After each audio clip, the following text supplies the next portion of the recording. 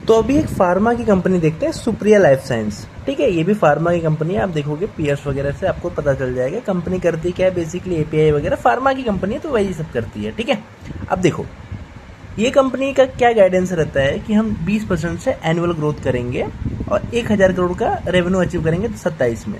ठीक है, बिट्टा मार्जिन कुछ 33 to 35% रहेगा। नंबर वन, देखो आपको ग्रोथ प्लस इबिट्टा मार्जिन दोनों देखना है। आपको मैंने लास्ट वीडियो में बताया, क्योंकि इबिट्टा मार्जिन भी कंपनी का मेंटेन रहना चाहिए। थोड़ा बहुत स्लो डाउन होता है, चलता है, लेकिन ज़्यादा में दिक्कत हो जाती है। ठीक है, आप देखो, तो सबसे पहले आप देखो कि भाई क्या है इसने अचीव किया है। हाँ भाई, ऑन एन पत्थर की लकीर तो नहीं है, लेकिन ठीक है, अप्रोक्सीमेशन बेसिस पे देखोगे तो आप अचीव कर लिया है। आप 828 करोड़ से 1000 करोड़ 27 तक जाएंगे, यानी कितना हो गया, फिर भी 20% का ही गाइडेंस हो गया। ठीक है, तो यानी आप समझ लो अगले साल के लिए इनका गाइडेंस 20% ही है। अभी इनका कॉन कॉल तो हो गया, ट्रांसक्रिप्ट नहीं आई, तो मैंने इस साल का कॉन कॉल अभी पढ़ा नहीं है। ठीक है, अब देखो मैं आपको एक चीज बताता हूँ कि ऐसे कंपनियां मतलब देखते कैसे है। सबसे पहले फार्मा में आप बाय डेफिनेशन, बाय डिफॉल्ट एक रूल समझ के रखो कि 15-17% ग्रोथ अचीवेबल है। ठीक है, और फार्मा जैसी कंपनियों में क्या होता है ना, जैसे फार्मा हो गया, एफएमसीजी हो गया जो अच्छी ग्रोथ कर रही है, और अपना ये हो गया क्या कहते हैं ना, फिनांस हो गया, तो ये सब फिनांस वगैरह टाइप के बिजनेस में सब ग्रोथ लॉन्ग टर्म के लिए, मतलब लॉन्ग टर्म ग्रोथ अचीव करना बहुत इजीली पॉसिबल है।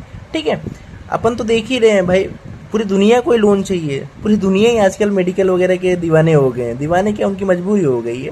तो 15-17% अचीवेबल है। मतलब आप जीडीपी पकड़ लो, आप प्राइस हाइक पकड़ लो, आप 2-3% मार्केट शेयर कैप्चर पकड़ लो, तो 15-17% अचीवेबल है।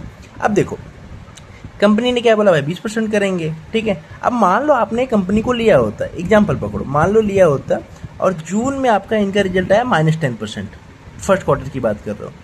ठीक है, तो सिर्फ आपको -10% नहीं देखना, आपके उसके पीछे का रैशनल देखना है कि क्यों आया ये प्रॉब्लम है। 20% से ग्रोथ जो कम हुई वो क्यों आया। तो मैनेजमेंट देखो यहाँ पे, आप देखो क्लियरली बोला है कि कोई डिमांड साइड का प्रॉब्लम नहीं था, डिमांड साइड का प्रॉब्लम नहीं था, और ये कुछ रिपेयर एंड मेंटेनेंस चल रहा था एक फैक्ट्री में, और थोड़ा कैंपेन वगैरह कर रहे थे, इसकी वजह से डिक्लाइन हुआ। लेकिन डिमांड तो आप अचीव कर लोगे, H2 बेटर होगा, मतलब Q2 बेटर होगा, और Q2 उससे बेटर हुआ भी। ठीक है, 20% कंपनी ने अचीव कर लिया।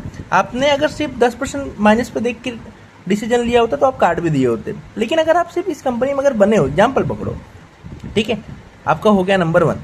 अभी देखो अब Q2 में तो चलो इन्होंने अचीव कर लिया, Q3 में देखो 11% अचीव किया। तो उसके पीछे भी मैनेजमेंट ने बताया है कि भाई क्या है। एक एनालिस्ट ने क्वेश्चन भी पूछा था कि भाई आप 11% कर रहे हो, आप कैसे श्योर हो कि आप 20% का ग्रोथ का गाइडेंस कर लोगे।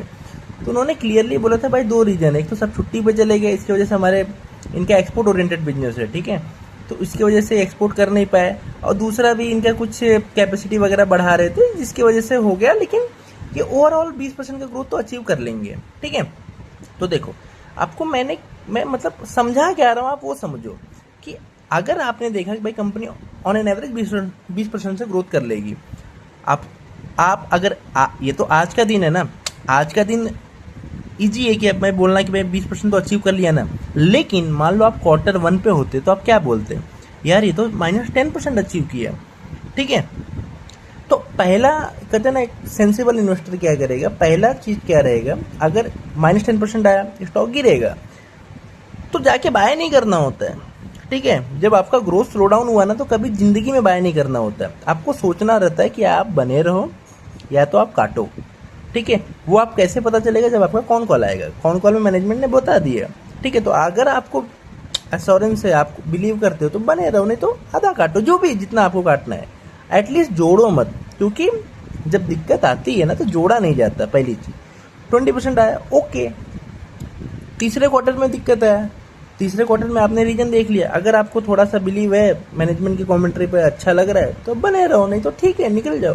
तो मतलब बेसिकली मैं आपको ये बता रहा हूँ कि इनका स्टेडी ग्रोथ नहीं रहा, लेकिन ऑन एन एवरेज 20% अचीव कर लिया, और अगले साल के लिए भी इनका गाइडेंस 20% का ही है। जो मैं आपको बता भी रहा हूँ कि फार्मा इजीली उनको मतलब ज़्यादा दिक्कत नहीं होता 15-17% का अचीव करना, वो भी लॉन्ग टर्म। मतलब आप आज अपन ज़्यादा लॉन्ग टर्म की बातें नहीं करते। लॉन्ग टर्म की बातें मतलब क्या होता है कि कोई को अच्छा, बहुत सारे लोग को डीएम वगैरह करते रहते हैं 5 साल 10 साल लॉन्ग टर्म के लिए शेयर बता दो, ऐसा कुछ नहीं होता। मैनेजमेंट खुद ही नहीं बता रही 5 साल 10 साल डाउन द लाइन क्या होगा, तो आप कैसे प्रिडिक्ट करना चाह रहे हो? ठीक है, आप सिर्फ अगर 1 साल का देखो या 1 क्वार्टर का देखो या 2 क्वार्टर का देखो, जब तक कंपनी परफॉर्म करते रहेगी तब तक आप बने रहो, तब वही लॉन्ग टर्म हो गया ना। मान लो कंपनी 2 साल 2.5 साल 3 साल परफॉर्म की, तो आप तब तक बने रहो, वही तो लॉन्ग टर्म हो गया। कंपनी अच्छा परफॉर्म नहीं कर रही है, आप लेके बैठे हो नहीं नहीं नहीं मैं लॉन्ग टर्म हूँ, मैं लॉन्ग टर्म हूँ, तो कुछ नहीं होने वाला। आप वो स्टॉक को काटो और आगे बढ़ो, एज सिंपल एज दैट। इसमें ज़्यादा रॉकेट साइंस नहीं है, ज़्यादा दिमाग लगाने वाली चीज़ें नहीं है। अब आपका स्टॉक गिर रहा है, आपका ग्रोथ आ नहीं रही है, तो आप लॉन्ग टर्म इन्वेस्टर बन गए, ये सब फालतू की चीज़ें है।